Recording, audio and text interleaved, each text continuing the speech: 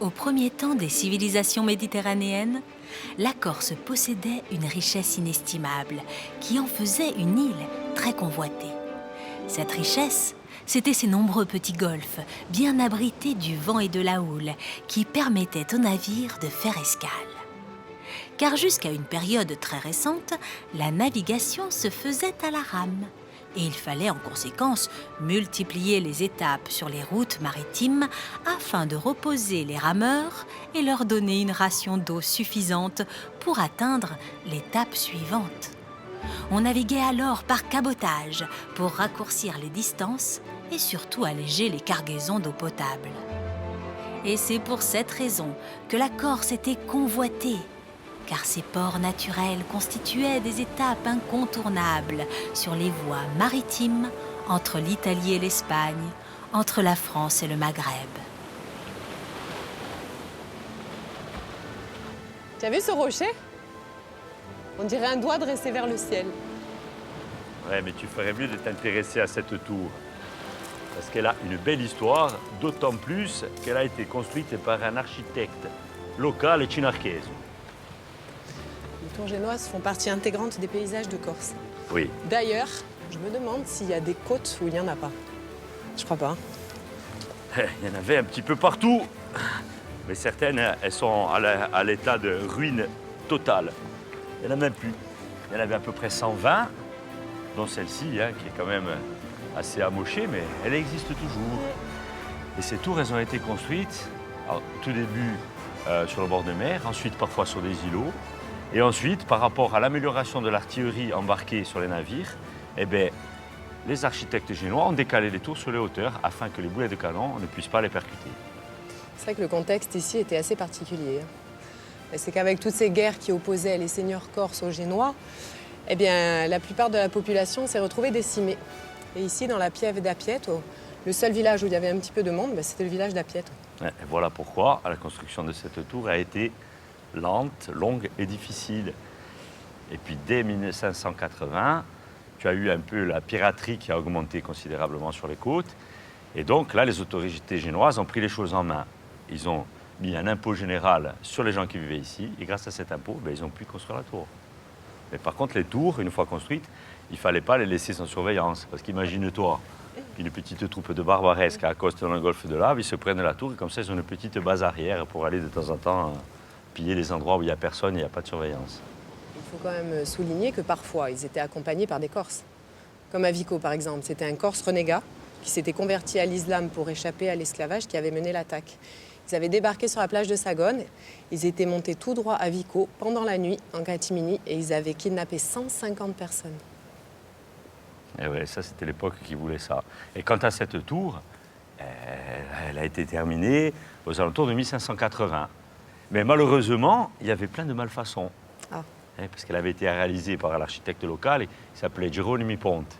Et lui, bon, il maîtrisait la construction des tours, mais il n'était pas au niveau des architectes génois. Ce qui fait que la tour, de temps à autre, il fallait faire des réparations. D'autant plus qu'à compter de 1620, les raids barbaresques vont diminuer. Et il y a des écrits qui attestent que la tour, en fait, perd des morceaux, c'est-à-dire qu'elle commence à s'écrouler en 1680. Donc elle aura duré que 100 ans. Je vois. Donc en fait, les tours ne sont pas du tout équivalentes entre elles. Il y en a certaines qui ont été construites par de grands ingénieurs, comme celle de la Mortée, là, à Saint-Florent, qui a quand même résisté pendant 3 jours aux boulets de canon de la flotte anglaise. Et les autres, du coup, qui se sont écroulées toutes seules, petit à petit. Et oui, et comme celle-ci, il ne reste que la cheminée, ou Garmina, avec les briques réfractaires. Et peut-être qu'on pourrait trouver même un trésor de gardien de tour, de Torrigiano. Bon, enfin, si les gardiens de tour avaient eu un trésor, ils ne seraient pas gardiens de tour.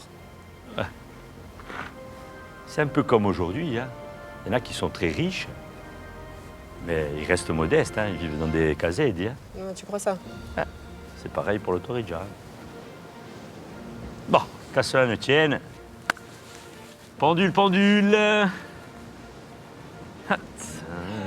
À la recherche des trésors enfouis.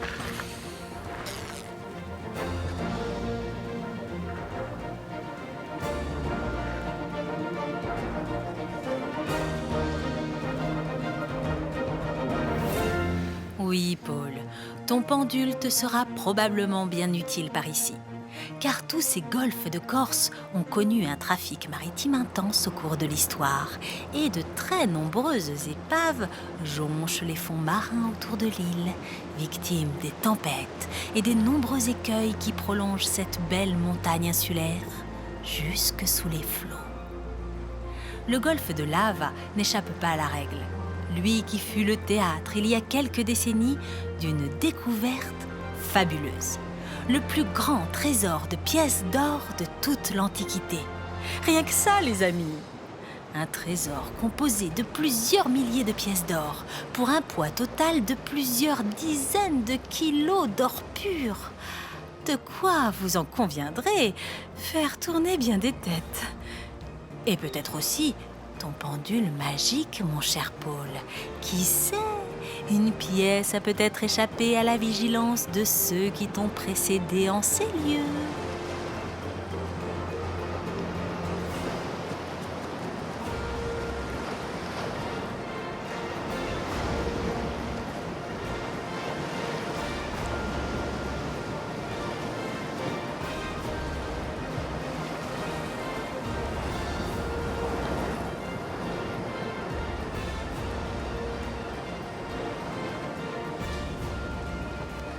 Tu cherches des coquillages? Ah, c'est bien mieux que des coquillages que je cherche. Je cherche de l'or, mon trésor. Ah, mon pauvre. Mais je crois que là, tout a été ramassé déjà. Ouais. Et moi, j'y crois. J'y crois fort comme or, enfin dur comme fer. Et puis tu sais, il ne suffit pas de plonger sous l'eau pour trouver quelque chose, hein. Avec les tempêtes qui règnent ici, la force du vent, la houle et les vagues, ça pourrait en fait décolmater une petite piécette et hop, la vague elle apporterait ici sur la côte. Et il suffit d'être présent au bon moment. Et là, tu passes avec pendule et tu trouves ping, la petite piécette. Mais les pièces ont été découvertes sous un rocher. Et les Romains les avaient mis dans le Tavone ou avaient bloqué l'issue avec des grosses pierres. Donc ensuite, ils sont partis et le trésor est resté là pendant des siècles et des siècles. Il était à 2 mètres sous l'eau puisque le niveau de la mer était monté. Et ensuite, le trésor a été découvert en 1985-86. Oui, c'est vrai. Mais les premières pièces vont apparaître en 1970, 15 ans avant la grosse trouvaille. Et après, il est dit qu'en 1981, il me semble, qu'une personne va trouver 2 petites piécettes qui vont se balader au bord de la plage. Et après, il y a des écrits qui attestent qu'au 19e siècle, soi-disant, qu'une personne aurait trouvé une sorte de bracelet en or. Et tu as raison, c'est en 1985, après une forte tempête, que l'on va trouver le gros du magot. Félix et ses acolytes vont faire une découverte extraordinaire. Et nous, on pourrait trouver quelques miettes d'or. Polo, je ne voudrais pas te faire de peine. Mais les archéologues sont venus là. Et ils ont passé tout le secteur au peigne fin.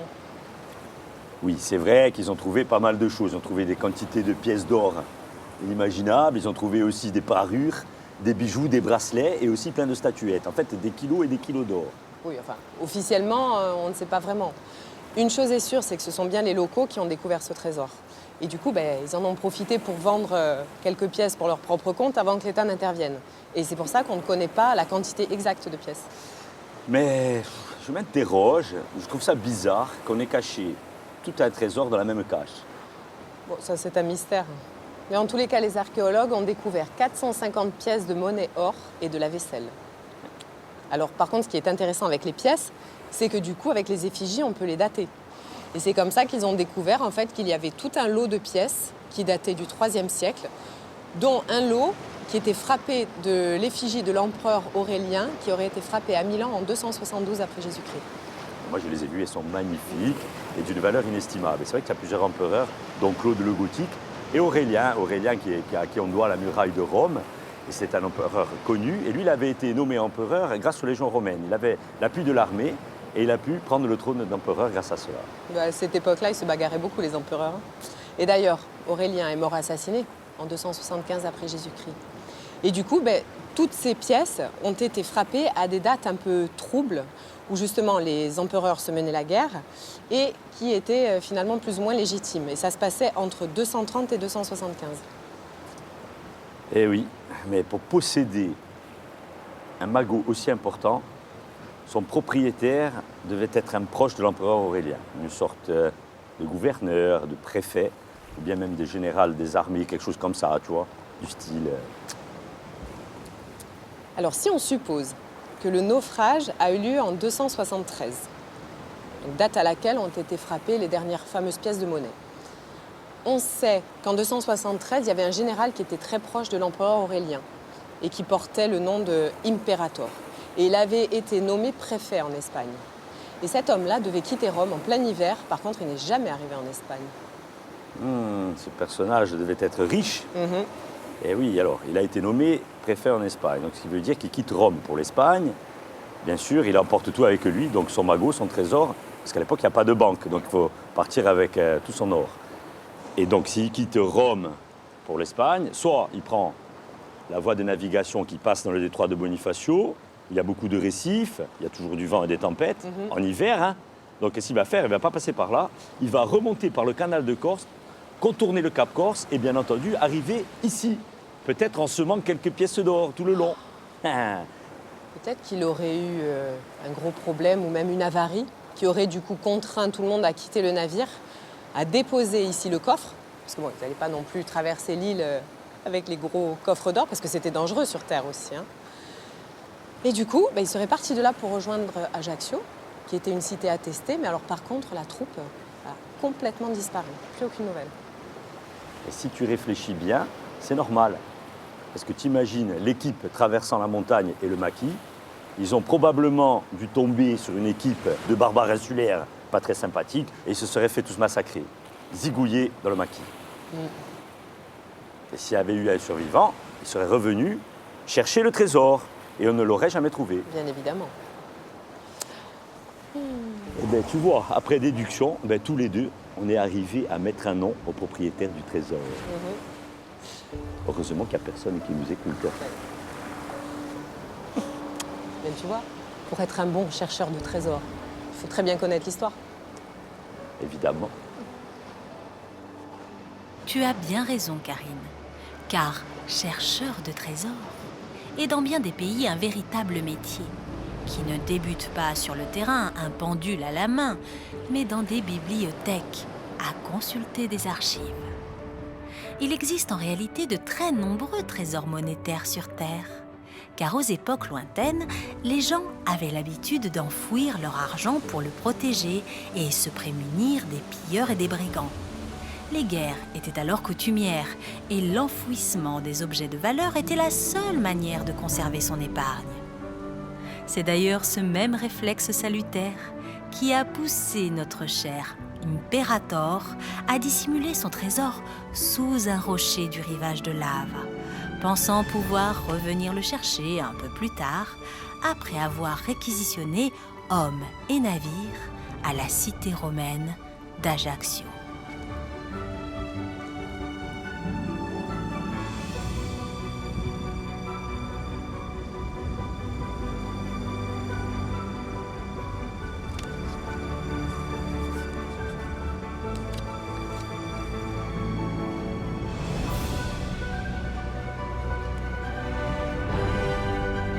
Paul! Je crois bien qu'on a trouvé, c'est là! Des pierres, rien que des pierres. Nous sommes entourés de pierres. On l'a trouvé. On est trop bons. Ah. Il était temps, hein? Eh oui. Et quand tu regardes tous ces épandages de pierres, tous ces murs font partie intégrante d'une ancienne muraille. Et normalement, là-haut, sur le sommet, il doit y avoir les ruines d'anciennes tours qui dominaient toutes ces vallées. Et quand tu regardes toutes ces terrasses, tu vois bien que nous sommes sur un oppidum. Un oppidum très défensif, d'ailleurs. Eh oui. Et puis ce site, il a été occupé depuis très longtemps, très tôt à la préhistoire, et aussi à l'âge de bronze, et il a perduré jusqu'à l'Antiquité. Il y avait une population d'autochtones qui vivaient ici, dans ce village fortifié. Alors s'il y a quelque chose à trouver, ce sera forcément tout là-haut, à la tour.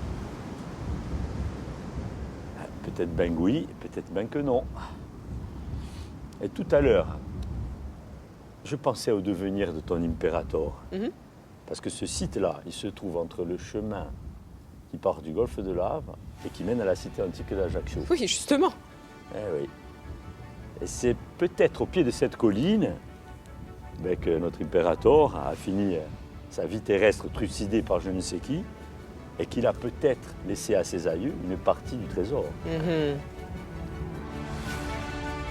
Alors, nous allons suivre notre pendule pas à pas.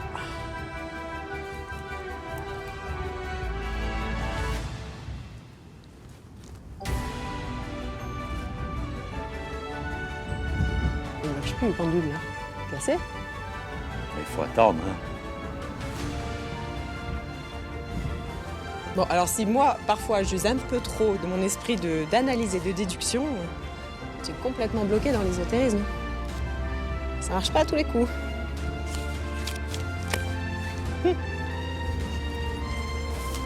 Miaël. Bon, Fernando, tu vas te réveiller ou quoi? Allez. Cherche. Cherche. Allez. Ah.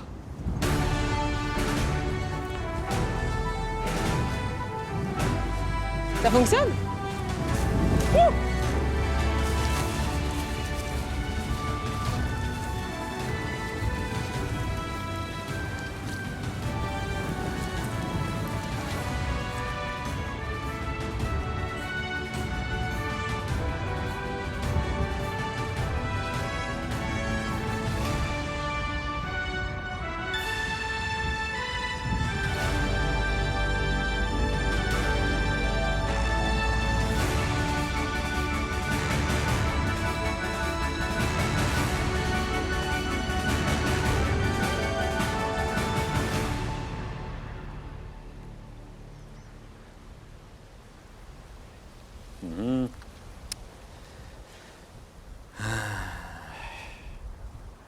C'est bien à l'arrêt tout ça. Hein.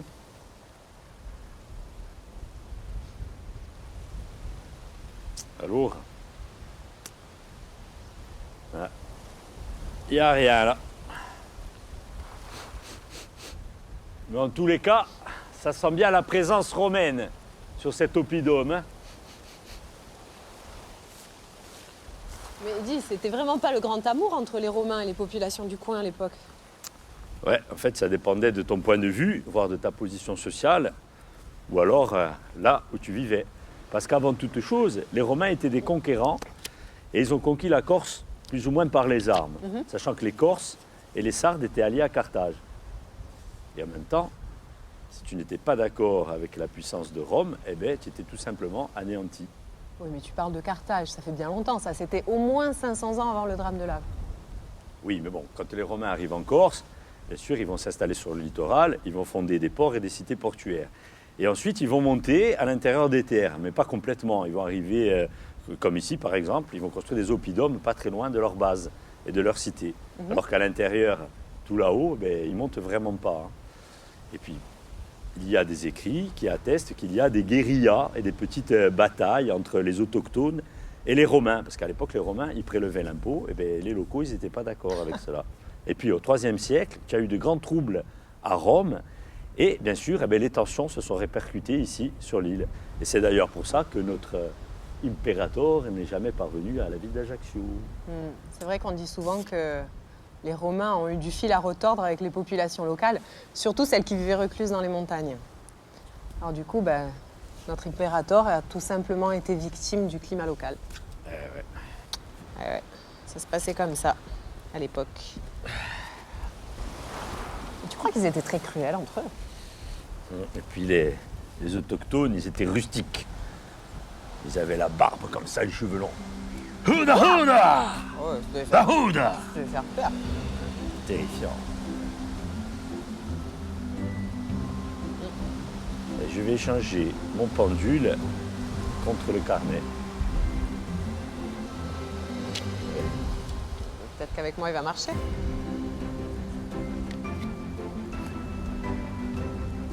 Il est dans un profond sommeil. dirais même qu'il est cassé.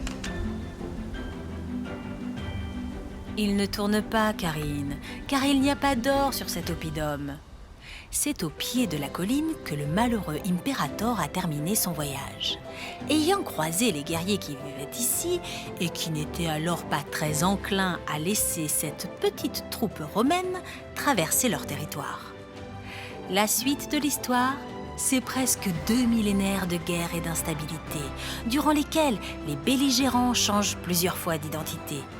L'oppidum est radié par les morts dès la fin de l'Antiquité, et la région tout entière se vide de ses habitants.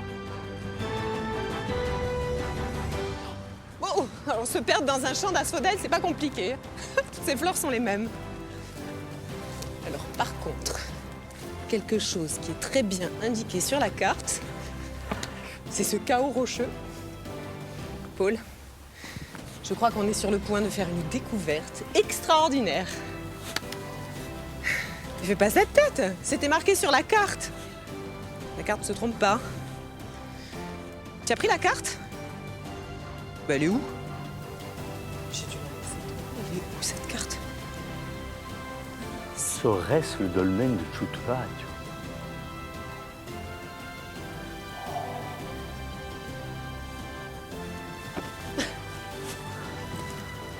Tu l'as trouvé? Il est tout cassé. Mais il est quand même de bonne facture. Je l'avais même pas vu, là. Non, mais normal, il est tout écroulé. Regarde, on voit bien les dalles de côté. C'est beau, ça. Et celle du fond, qui est quand même fendue en deux. Et ça, ce sont les cristaux de granit qui ont éclaté et qui ont fait effondrer la dalle. Et toutes les pierres que tu as autour de toi font partie intégrante de la sépulture. C'est magnifique. Alors par contre, les chasseurs de trésors n'ont pas laissé grand-chose. Hein. Ouais. Je me demande d'ailleurs ce qu'ils ont bien pu trouver là-dedans. Ah, peut-être quelques poteries, des bijoux, peut-être des petites parures en or. Eh oui. Et tu sais, du moment où on a abandonné ces sépultures, et là sont arrivés les pilleurs. C'est un peu partout, pareil dans le monde. Hein. Tu vois, aussi en Égypte. Systématiquement, dès qu'il y a eu un abandon, dès l'Antiquité, eh bien, les chercheurs de trésors arrivent. Et ensuite, on raconte des histoires, des légendes, que quelques personnes auraient trouvé quelques petits trésors, et après, les autres, ils arrivent avec les pelles, les pioches, et ils cherchent. Peut-être même qu'ils ont trouvé des anneaux en or ou des pendentifs. En tous les cas, si toutes les tombes ont été systématiquement fouillées, c'est bien qu'il devait y avoir quelque chose à l'intérieur. C'est pas faux. Mais bon, tu vois, il y a d'autres pierres. Hein. Regarde, un petit peu partout. Là, ça devait être un site reconnu pour ces tombes. Et en même temps, regarde là. Eh bien, on y est bien. Hein. On peut se faire un petit cimetière préhistorique. Hein. C'est vrai que l'endroit est magnifique. Le lieu idéal pour reposer dans l'éternité. Tu crois pas? Ouais. Mais à l'époque, ce paysage était tout autre qu'il ne l'est aujourd'hui. Eh oui, c'était complètement différent. Tu sais, il y avait le plan terrier au XVIIIe siècle.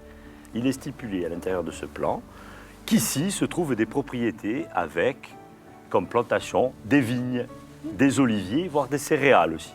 Le territoire est comme ça partout. Il y a des arbres fruitiers, des vergers. Et tout ce beau paysage appartient à des grands propriétaires ajacciens. Ça devait être magnifique ici. Eh oui, et ensuite, ce sont les bergers des montagnes, de Bocognane, de Carbouche, qui sont descendus progressivement, occuper les terres avec leurs troupeaux. Et on les a laissés faire.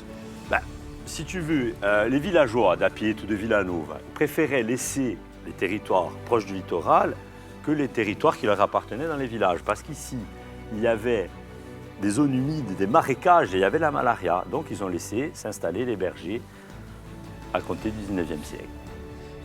Certes, la découverte de ce dolmen est assez remarquable, mais bon, c'est pas non plus la découverte du siècle. Allez, viens. Hein. Tu m'as dit qu'on allait découvrir des galions avec des pièces d'or.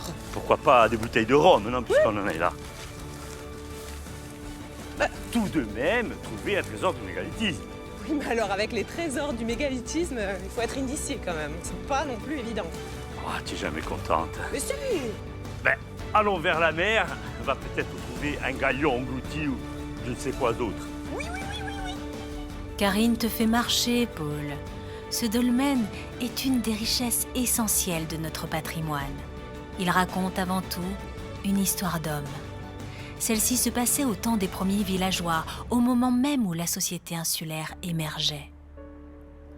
Et si ce dolmen semble aujourd'hui bien mystérieux, il représente un témoignage inestimable de ces premiers Corses.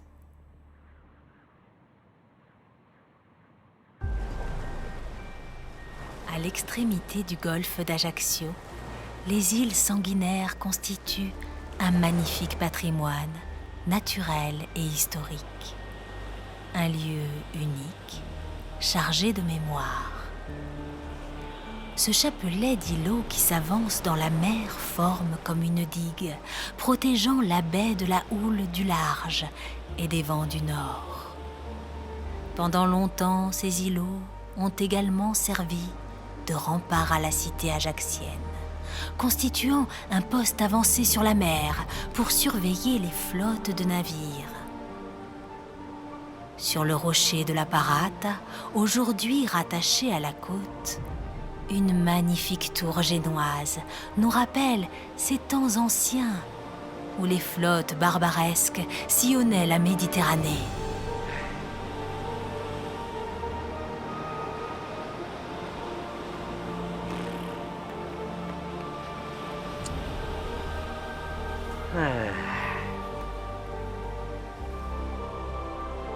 Et longa. Je profite.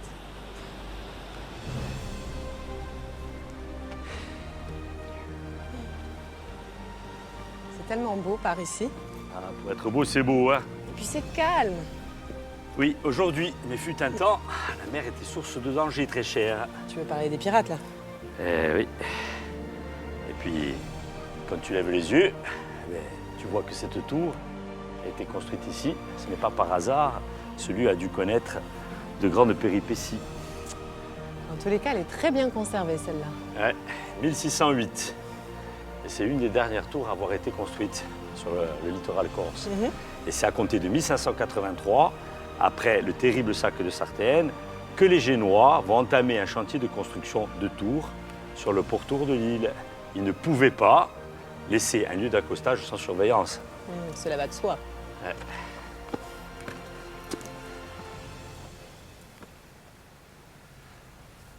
J'ai entendu dire que les Ajacciens avaient réclamé la présence de cette tour pendant très longtemps. Et oui, parce qu'ici, il n'y avait plus de tour du tout. Il y en avait une autrefois sur les Sanguinaires, mais comme elle a été détruite, il n'y avait rien du tout pour surveiller. Alors les Ajacciens, on voulait une tour. Alors ça a été long, puisque les Génois eux-mêmes ne finançaient pas les tours. Figure-toi que c'était les habitants qui devaient la payer. Donc les Génois ont décidé de récolter des fonds de par les campagnes, en allant taper aux portes des habitants. Et bien entendu, ça a mis du temps, donc il y a eu des mécontentements, mais finalement, au bout de quelques années, la tour de la Parate, elle a vu le jour à compter de 1608.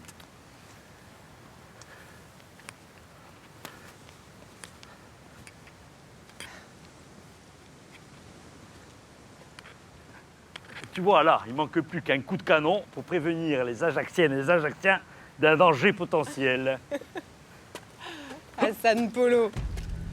Hassan Polo, le renégat. J'arrive!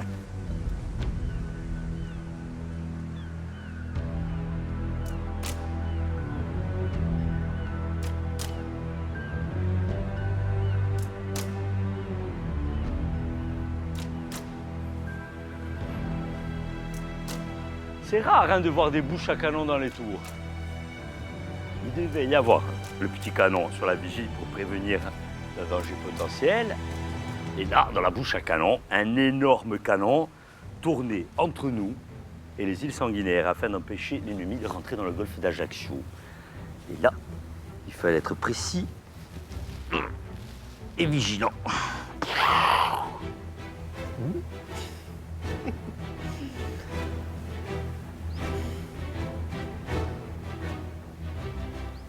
Tu sais qu'il existe une légende concernant cet endroit? Ah, j'aime les légendes. Eh bien, elle raconte qu'à minuit, le soir de Noël, lorsqu'il y a la tempête et qu'un navire est en perdition, eh bien, figure-toi qu'on entendrait les cloches sonner au large de la tour, là-bas. Tu sais bien, à l'époque, quand les fameux pirates sillonnaient les mers, eh bien, il y a un équipage qui a décidé de s'arrêter ici, de jeter l'ancre dans le golfe, parce que le capitaine voulait voir Dicavo, le village où il était né. Ah bon? Oui, c'était un renégat. Alors l'équipage a mis pied à terre, ils sont montés dans l'ancienne tour, ils ont massacré les gardes, ensuite ils ont pris le chemin, et ils sont montés jusqu'au village. Et là, ils ont massacré les hommes, ils ont capturé les femmes et les enfants, et ils se sont emparés du butin du village, qui étaient les cloches de l'église. Mais il y a eu un rescapé, le curé du village qui avait réussi à se cacher. Et là, le pauvre homme, quand il a vu ce désastre, le massacre qui avait eu lieu dans son village et l'incendie de l'église, il s'est jeté à terre et il a prié le bon Dieu pour que les cloches ne partent jamais en terre infidèle. Et la légende raconte que lorsque les pirates sont retournés sur leur galère, eh bien, elle a sombré tout droit au fond de l'eau en embarquant les cloches. Comme quoi, dans chaque légende, il y a une part de vérité. N'est-ce pas? Et il est vrai qu'en 1580, Dicavo a été incendié et que de nombreux habitants ont été réduits à l'esclavage. Si bien les cloches reposent vraiment au fond de l'eau, au pied de la tour, là-bas. Qu'est-ce que tu en penses?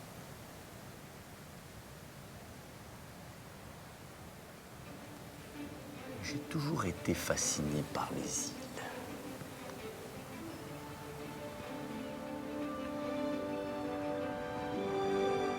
C'est vrai qu'ils sont fascinants, ces îlots pointus, avec leurs roches sombres et acérées, avec les mystérieux bâtiments qui les dominent. Ce sont des lieux aujourd'hui déserts, mais dont les vestiges montrent une longue succession d'occupations, débutée au XVIe siècle avec la construction d'une première tour de guet, et qui s'est ensuite étalée jusqu'au siècle dernier.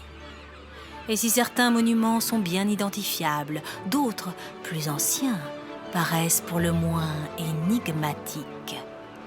Comme cette vaste structure rectangulaire que le maquis est en train de digérer et qui n'est autre que l'ancien lazaret d'Ajaccio. Je suis fasciné par ces grandes périodes d'épidémie. Tu as de drôles de fascination quand même. Tu vois, je me replonge dans l'histoire, ici à compter de 1807, date à laquelle on construit ce lazaret, qui avait été décidé par Napoléon Ier Bonaparte. Les médecins, les chirurgiens, les infirmiers qui s'affairaient à déceler le moindre petit bubon ou la moindre trace d'épidémie qui pourrait se répandre sur toute l'île. Parce que les lazarets, en fait, sont très vitaux, ont toujours été vitaux pour les populations du littoral et les populations des villes côtières. Et il est prouvé à maintes et maintes reprises que les ports et les navires sont à l'origine des pires foyers de contagion, disséminant ainsi la peste, le typhus et le choléra à travers les quatre coins des mers. Quelle horreur. Et il est étonnant qu'il n'y ait pas eu un autre lazaret avant la construction de celui-ci. C'est que la Corse vivait en totale autarcie pendant la domination génoise. Et les seules liaisons maritimes qui existaient, eh bien, elles étaient entre l'Italie et la Corse et la Sardaigne. Il n'y avait que ça. Ouais, peut-être qu'il y a quelques marins et quelques navires qui ont dû changer d'horizon. Mais en tout cas, ça n'a pas épargné la Corse des grandes maladies, notamment la grande peste noire de 1348. Parce qu'ici, elle a fait des ravages. Elle a disséminé les 5/6 des populations de la ville de Calvi et celle de Bonifacio. Bonifacio, ça a été la pire. Sur 3000 habitants, il n'y a eu que 600 survivants. En une saison, plus personne. Et après, sans compter les autres villes de Méditerranée, à Florence, à Venise, les Vénitiens aussi, patatras, la peste. La Sardaigne, sans compter, je crois qu'à Majorque aussi, la population, c'est 80% de la population qui est morte de cette maladie-là. Terrible. Et sur toute l'Europe, la peste a fait 25 millions de morts. Et la peste, elle arrivait par bateau. C'était vraiment terrible, cette maladie. Mais de toute façon, en 1348, il n'y avait pas de lazaret. Il n'y en avait pas à Livourne, il n'y en avait pas à Venise, ni même à Naples. Mais par contre, les villes italiennes avaient commencé à construire des hôpitaux un petit peu partout, et même des zones de quarantaine. Donc finalement, en Corse, il n'y avait pas vraiment besoin d'en construire des lazarets. Mais lorsque la Corse est devenue française, eh bien, les autorités françaises ont décidé d'interdire la pêche au corail le long des côtes françaises. Donc du coup, le long des côtes corses. Ce qui a alors obligé les pauvres pêcheurs corses à partir jusqu'en Sardaigne pour pêcher et jusque sur les côtes du nord de l'Afrique. Et quand ils rentraient de leurs expéditions, eh bien, les autorités françaises leur avaient imposé de rester en quarantaine dans les villes de Marseille ou de Livourne, là où il y avait des lazarets qui étaient habilités. Alors on peut dire que la construction de ce lazaret a été vraiment salutaire pour les marins et leurs familles. Napoléon, il a pensé aussi aux Ajacciens. Mais il aurait dû peut-être autoriser la pêche au corail sur le pourtour de la Corse. Oh, peu cher, tu aurais vu débarquer tous les Marseillais. Et les Marseillais, non, il fallait laisser où ils étaient. Parce qu'à Marseille, il y a eu la peste, de grandes périodes de peste, surtout en 1720. Alors, En plus. Eh ouais, mais ce lazaret a commencé à poser quelques problèmes de gestion. Tu as vu quand même où il est situé? bah, il est bien. Hein. Enfin, il est battu par les vagues, il est très difficilement accessible. Il a fini par être complètement abandonné en 1822 au profit de celui qu'on a construit dans le golfe d'Ajaccio, qui était quand même plus facile d'accès et plus sûr. Je suis plus sûr, je ne dirais pas ça. Hein. C'est vraiment à côté de la ville. Si toutefois quelques petits bubons arrivent aux portes d'Ajaccio, et là, c'est la peste pour toute la population, moi je préfère rester là. Hein. On dirait qu'ils ont eu de la chance. On est bien ici. On peut rester même à la 80aine, hein. 2 fois la quarantaine. Due mesi. Il circule beaucoup de légendes sur le nom de ces îles, les Sanguinaires. Certains pensent même que ce nom évoquerait le sort des malheureux pestiférés pris au piège de ce bout de terre isolé. Il n'en est rien, bien sûr, car ce toponyme quelque peu effrayant n'est que la mauvaise traduction de l'ancien nom génois de ces îles, Sagonaris Isulae.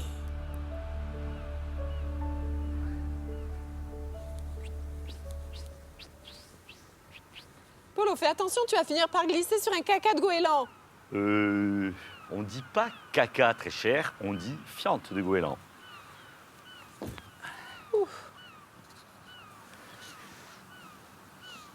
Ce qui est fascinant et étrange en même temps, c'est que toutes ces fientes sont d'un blanc très pur.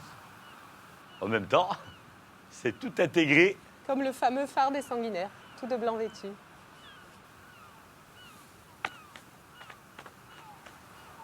Et moi, celui-ci, c'est mon préféré. Et tu sais qu'ici, autrefois, à la place du phare, il y avait une tour génoise qui avait été construite en 1560. Malheureusement, elle n'a pas duré longtemps. Hein. Les Barbaresques sont passés par là et ils l'ont complètement détruite. Et après, elle a été un petit peu abandonnée en construisant d'autres tours sur le littoral. Ce n'est que quelques siècles plus tard, sous le règne de Louis-Philippe, que les autorités vont décider de construire le phare des Sanguinaires qui va être terminé en 1844. Au tout début, les architectes, ils avaient pensé utiliser la base de l'ancienne tour. Mais comme ce n'était pas solide, ils ont tout détruit. Mais ils ont laissé quand même quelques petits corbeaux pour rappeler un peu le style de la tour moyenâgeuse. C'est vrai que la navigation a toujours été jugée très difficile et périlleuse autour des côtes corses. Oui. Parce qu'il y a beaucoup de sec tout autour. Et il y a plein de rochers qui sont complètement recouverts par les vagues quand il y a des tempêtes. Pericoloso. Eh ouais, c'était une idée ingénieuse de la part du gouvernement. À l'époque, c'était le roi des Français, Louis-Philippe. Et les autorités vont décider de construire des phares. Et celui-ci, c'est le premier, les Sanguinaires. 1844, il est terminé. Ensuite, il va y avoir le phare de Pirtusat, celui de la Chiapa à Porto Vecchio, 5 phares. Et après, je crois qu'il y a celui de la Girale et il me semble celui de la Revelata. Et ensuite, il y en a 9 autres qui vont voir le jour, et notamment les 2 des ports d'Ajaccio et de Bastia. Au total, ça fait à peu près 16 phares pour protéger les navires et les marins. Donc celui-là, c'est le tout premier phare. Pour moi, c'est le phare d'Alphonse Daudet. Tu sais bien que l'écrivain est venu à Ajaccio en 1867. Il était alors le secrétaire du duc de Morny. Et dans les lettres de Montmoulin, il y a tout un passage sur les îles des Sanguinaires, qui figure aussi dans le Nabab d'ailleurs. Nabab. Et qu'est-ce qu'il dit, Alphonse Daudet? Attends, je l'ai écrit. Figurez-vous une île rougeâtre et d'aspect farouche. Le phare a une pointe. À l'autre, une vieille tour génoise où, de mon temps, logeait un aigle. En bas, au bord de l'eau, un lazaret en ruine, envahi de partout par les herbes. Voilà l'île des Sanguinaires, comme je l'ai revue cette nuit en entendant ronfler les pins. Oh, que j'en ai passé dans mon île de ces belles heures de demi-sommeil et d'éparpillement. C'est beau, hein? Ouais, c'est beau, c'est de la poésie, c'est de la littérature, du romantique. Mais on est loin de l'activité des gardiens de phare. Hein. Ah ça, oui. Parce que c'était une vie assez difficile, rude. Puis le gardien de phare, il était seul, souvent à deux aussi, mais perdu au milieu de nulle part. Et puis, bien sûr, il fallait s'affairer aux activités, essentiellement à l'éclairage des feux pour protéger les navires. Donc, il y avait toute une corvée. Hein. Il fallait alimenter le feu toute la nuit. Alors, le feu, c'était au départ du bois et ça pouvait prendre feu dans le phare. Hein. Ensuite, on est passé au charbon. Il y a eu le gaz. Alors, quand il y a eu le gaz, il y avait souvent des fuites. Alors là aussi, ça reste dangereux. Eh bien, les gardiens de phare devaient être aussi des mécaniciens et des techniciens. Hormis toutes ces activités, il fallait entretenir le phare parce qu'avec l'érosion et les embruns, il y avait toujours de la bricole à faire. Et il fallait faire aussi à manger. D'ailleurs, les gardiens de phare, ils ne se voyaient que lors des repas. Ah, ils faisaient des rondes. Eh oui. Quand il y en a un qui dormait, l'autre, il travaillait. Mais justement, il fallait faire très attention à ne pas s'endormir. Il ne fallait pas que le feu s'éteigne. S'il n'y avait plus de feu, du coup, les navires ne pouvaient plus être guidés. Eh non, et les navires allaient se fracasser sur les îles Sanguinaires. En tout cas, heureusement, il y avait quand même un peu d'espace autour. Parce qu'il y avait de quoi vivre une vie presque normale. Je te dis ça parce qu'en Bretagne, il y a des phares qui sont plantés en plein milieu de la mer, rien autour d'autre que de l'eau, même pas 1 centimètre carré de terre. Et des vagues, des énormes vagues qui claquent sur les parois des phares. Alors qu'ici, tu as l'espace. Hein. Tu peux même faire ton potager et aussi aller à la pêche. Mais par contre, les jours ne sont pas tous les mêmes et souvent, même si on n'est pas en Bretagne, notre belle Méditerranée, quand elle s'énerve, elle s'énerve. Hein. Les vagues arrivent qui fracassent sur les rochers noirs des Sanguinaires et qui montent même jusqu'au phare. Hein. Je l'ai vu, hein, je te le dis. Une fois, j'y étais il y a quelques années et c'est pas la joie. Hein.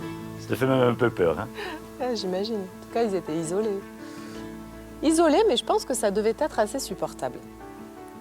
Parce que regarde, c'est vrai, comme tu disais, ils pouvaient faire le jardin. Ils pouvaient même faire de superbes parties de pêche quand il faisait beau. Et puis même aller à terre, parce qu'après tout, c'est pas si loin. Moi, je n'irais pas à terre. Si je vivais ici, c'était encore mieux. C'est d'un calme. Je vais en profiter pour faire ma bibliographie. À la manière d'Alphonse Daudet. Tout est beau, tout est rouge, tout est ensoleillé. E dopo quando gli ugnini d'inverno, Giovedù. Le froid, elle a oublié, hein, Daudet. Allez, Paul, laisse-toi bercer à ton tour par la lumière éclatante et le subtil fumet de ces îles enchanteresses. Des îles qui ont fasciné bien des auteurs du XIXe siècle, à commencer par Guy de Maupassant ou Alphonse Daudet. Et si tous rendent hommage à la nature sauvage de ces morceaux de terre émergés, ils évoquent aussi la belle solitude du lieu, la confrontation avec la mer et ses vacarmes, le doux parfum d'abandon qui flotte parfois sur l'écume des vagues. Cottuccine è qui. Oh, oh, oh.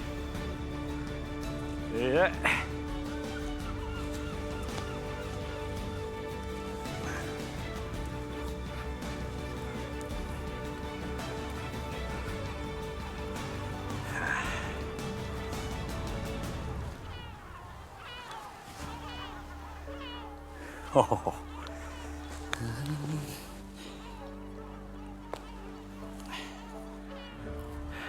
Il y en a à profusion. C'est vrai qu'il y a beaucoup de goélands par là. D'ailleurs, on aurait pu rebaptiser l'île et l'appeler tout simplement l'île aux goélands, tellement ils sont nombreux.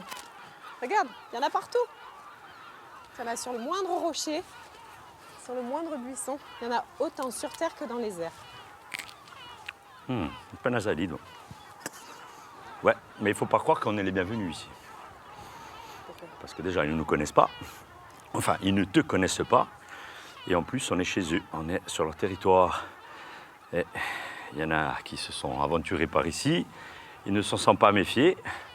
Et ils ont dû quitter l'île des Sanguinaires à coups de bec derrière. Plaisante. Ils n'oseraient pas quand même. Et non. Puis après tout, nous sommes des êtres pacifiques, nous.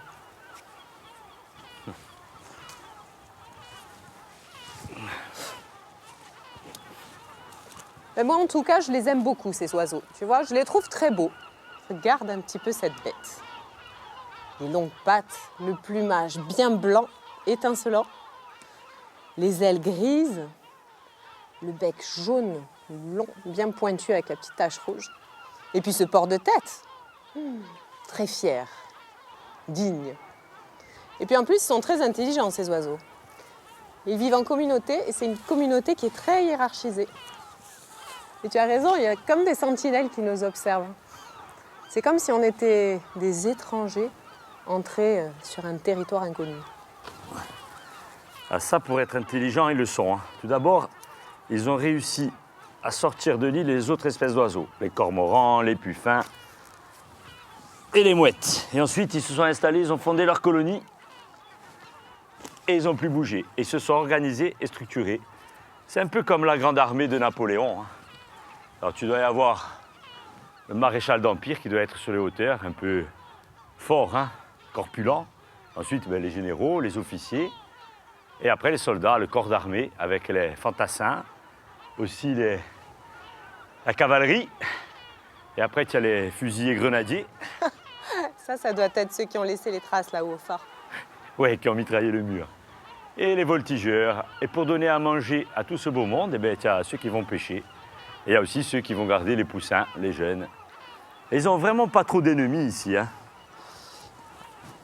Ah, à part la petite colonie à qui ils ont affaire et qui ne doivent pas te plaire. Qu'est-ce que c'est que ça? Et ça, c'est un os d'un taube. Oh, gros comme ça? Hé, ici, il y en a des gros. Hein. Il y en a quelques-uns. Hein. Là, tu as à peu près 3000 rats. Bien structurés, tout comme les goélands. Et d'ailleurs, ils se font quelques batailles. Hein. Les rats, ce sont des nocturnes. Et la nuit, ils vont aller embêter les goélands. Ils vont prélever les œufs parce qu'ils adorent les œufs. Oh. Et, ouais, et le jour, par contre, dès qu'un rat il sort, il se fait attaquer à grands coups de bec et il finit comme ça, comme cet os. On se dit. Ouais, mais finalement, sur cette île, on a tout. Hein. On a des poireaux. Ah, il y en a pas mal. Manquerait plus qu'on fasse une petite fricassée de rats. Ouais, pourquoi les rats, les pauvres? Moi, je dirais plus une cassolette de goéland tout blanc, tu vois. Oh non, pas les goélands, ils sont beaux. Tiens. Il est beau.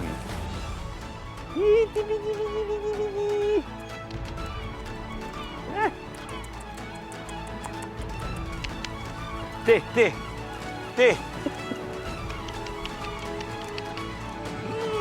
Que c'est bon le poireau. Thé.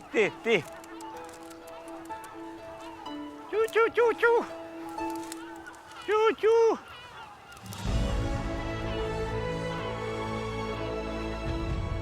Comme l'avait souligné en son temps Alphonse Daudet, ces îles perdues au milieu des embruns, faites de grand air et de solitude, sont propices aux flâneries de l'âme et aux rêveries. Il règne ici une atmosphère si particulière que l'on se sent comme transporté par la bise marine et les gouttelettes d'écume vers un univers irréel, flottant dans les airs, enivré par le cri des oiseaux marins, les senteurs du romarin et les autres effluves de ce maquis sauvage. Oui, les amis, ces îles sanguinaires conservent une indescriptible part de magie que la monotonie des vagues sur les rochers ne saurait rompre. Et tandis que le soleil s'enfonce dans les profondeurs de la mer, l'île se teinte d'une atmosphère nouvelle, aussi effrayante que fascinante. Ah, l'aventure ajaxienne, ça reste quand même quelque chose. Hein. Et même si on n'a pas trouvé de trésor, ça a été quand même une aventure assez enrichissante. Hein. Une formidable aventure. Tu te rends compte un peu? Le menhir de Tavera. De son castillo. Le Monte Gozzi, Tocque de monte. Hein. le dolmen. Le trésor de lave. Si bien il y avait un trésor ici aussi, on ne le sait même pas. Hein. Mais le trésor. Je parle pas de ce genre de trésor. On va faire comme Alphonse Daudet. Hein. On va attendre que ça rougeoie. Sauf que nous, on a un avantage sur lui.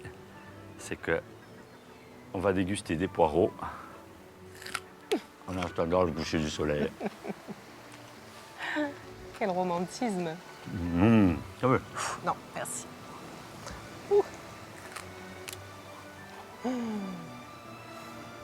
C'est beau. C'est bon.